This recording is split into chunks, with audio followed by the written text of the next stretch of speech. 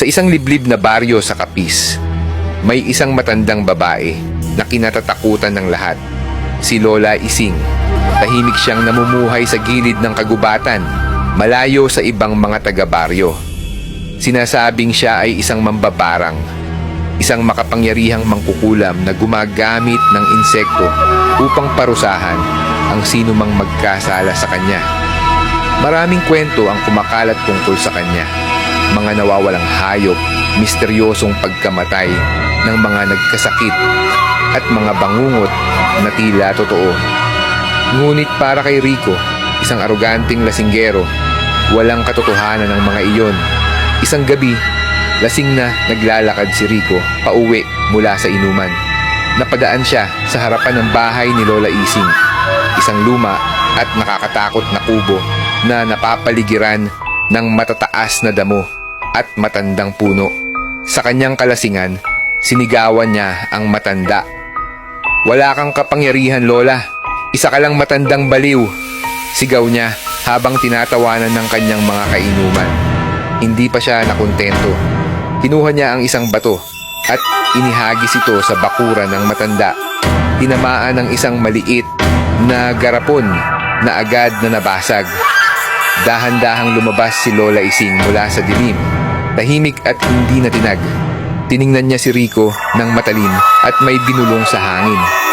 Hindi na ito pinansin ni Rico at nagpatuloy sa paglalakad pa uwi. Kinabukasan, nagising si Rico na may kakaibang pakiramdam. Para bang may kung anong gumagapang sa loob ng kanyang tiyan.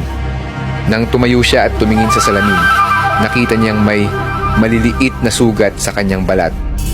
Pula, namamaga, at tila kumikirot. Habang lumilipas ang oras, lumalaki ang sugat at nagbibitak-bitak ang kanyang balat. Sa kanyang pagkagulat, may kung anong lumalabas mula roon. Maliliit na gagamba, uod, ipis, at iba pang insekto na gumagapang palabas ng kanyang katawan. Napasigaw siya sa matinding sakit at takot, ngunit walang sinuman ang nakarinig sa kanya.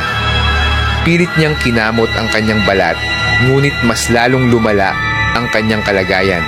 Tila buhay ang kanyang laman at patuloy na nilulusob ng mga insekto mula sa loob. Sa huling sandali ng kanyang buhay, sa pagitan ng kanyang mga sigaw, nakita niyang nakatayo sa tapat ng kanyang bahay si Lola Ising. Tahimik itong nakatingin sa kanya, may malamig na ngiti sa labi. Habang mahina ngunit malinaw na binubulong ang kanyang sumpa. At sa isang iglap tumigil ang kanyang sigaw. Tumigil ang kanyang paggalaw. Ang kanyang katawan ay bumagsak sa sahig. At mula sa kanyang bibig, isang huling insekto ang gumapang palabas. Sa baryo ng Capiz, isang bagong kwento na naman ang kumalat. Ang kwento ni Rico, ang binatang naghamon sa isang mambabarang at tinanggap ang kanyang walang hanggang parusa.